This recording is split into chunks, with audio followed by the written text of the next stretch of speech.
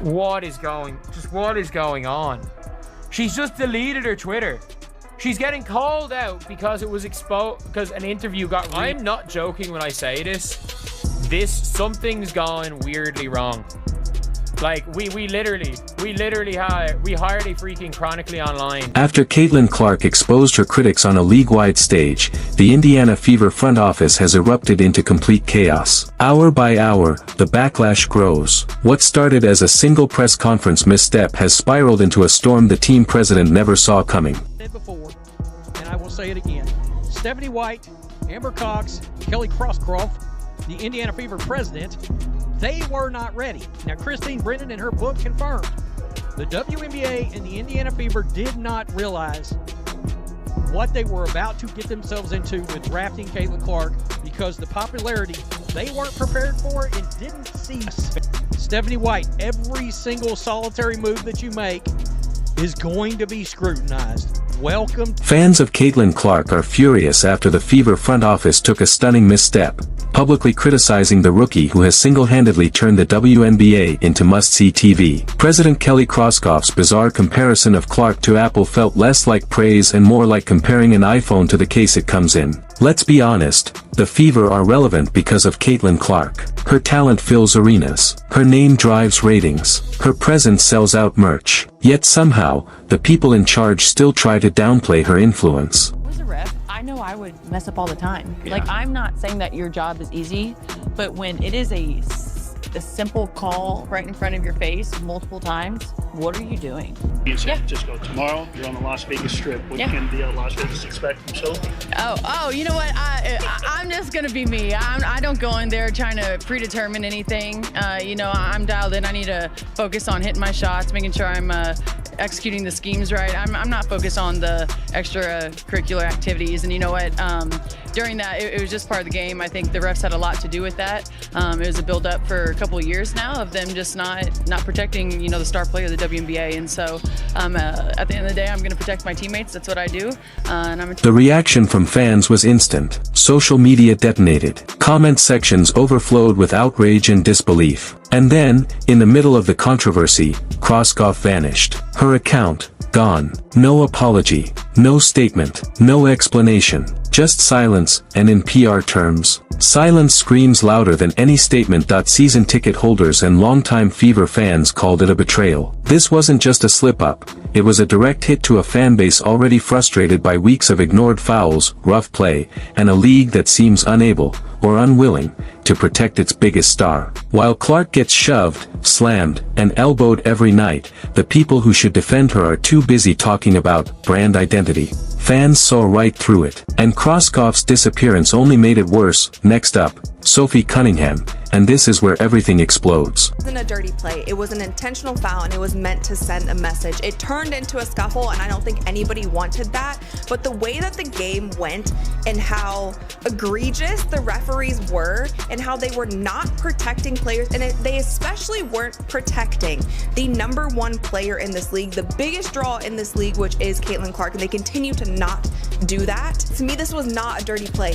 This was making a statement because the referees didn't do their damn job. This would not have happened at the end of the game if the referees did their job during the first play. If the referees did their job, not just the first play, every single play leading up to that. If the referees had control of the game, that is their only job. The referees' first job, their #1 job, is to protect their players. Like, I get it to a certain extent, and like every rookie coming into the league, that's how you're going to treat them. But There's just more. Sophie has unofficially appointed herself Caitlin Clark's bodyguard. The self-proclaimed vice president of "Try That on Our Court and Get Dropped" unleashed a nuclear-level rant on the debut episode of her podcast Show Me Something. She didn't just call out opponents, she called out everyone who has underestimated Caitlin Clark's impact on the WNBA. Her line, "You're literally dumb," went viral instantly. This is the same Sophie who got ejected for body-checking a Connecticut Sun player after Clark got elbowed in the face. She doesn't apologize. She doesn't hesitate. She defends her teammates. Period. But the plot gets deeper. Sophie didn't stop at referees or rivals. She turned her fire toward her own team. According to insiders, the rant wasn't impulsive. It was a calculated strike aimed directly at Fever management after Crosscoff's comments. Sophie claims resentment toward Caitlin exists inside the locker room, and her podcast was a message. The old hierarchy inside the Fever is done. We want to sustain the growth and the interest level in the franchise. I mean, this is about the Indiana Fever.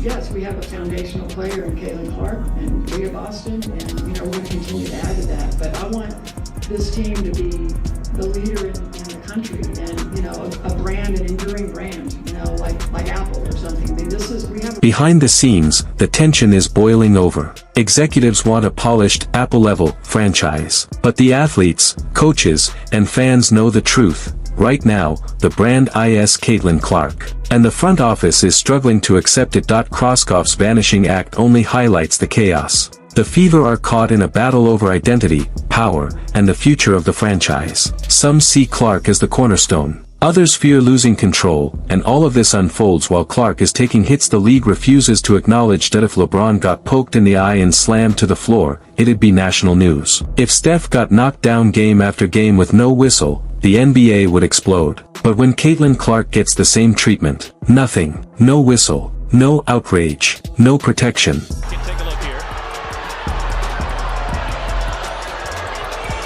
What the WNBA is doing with Caitlin Clark is the equivalent of the NBA doing this to Michael Jordan in 1986. It just doesn't make sense to me. You are biting the hand that feeds you.